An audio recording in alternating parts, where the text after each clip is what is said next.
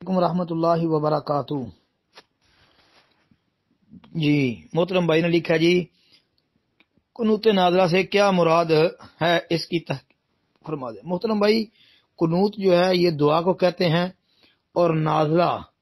یہ ہوتا ہے کہ کوئی مسلمان جو ہے کوئی مصیبت میں گھیر دیے جائیں، مصیبت میں گرفتار ہو جائیں، یا کوئی اور کسی قسم کی ان کے اوپر پریشانی مصیبت آ جائے، تو پھر اس کے لیے جو یعنی اللہ کے سامنے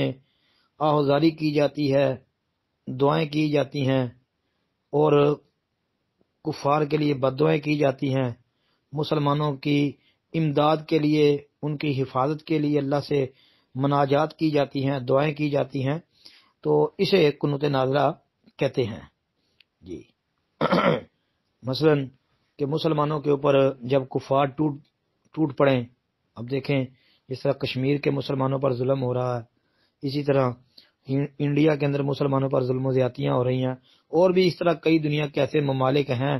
کہ جن کے اندر پہلے مسلمانوں پر ظلم و زیادتیاں ہوئی ہیں، اب ہو بھی رہا ہے، اور جس طرح قرآن کی بے حرمتی ہوئی ہے، یہ سارے معاملات ہیں۔ تو ان حالات میں یہ قنوت نازلہ کرنی چاہیے، اور نبی علیہ الصلوۃ والسلام سے یہ ثابت ہے۔ آپ علیہ الصلوۃ والسلام نے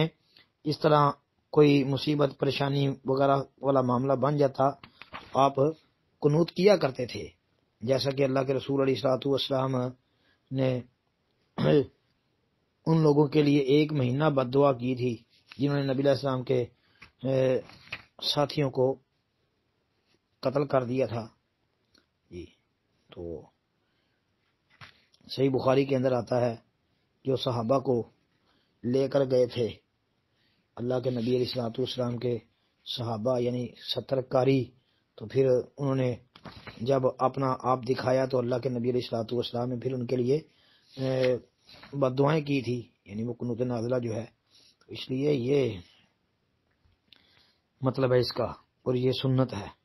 جی، ثابت ہے جی یہ۔ السلام علیکم ورحمۃ اللہ وبرکاتہ۔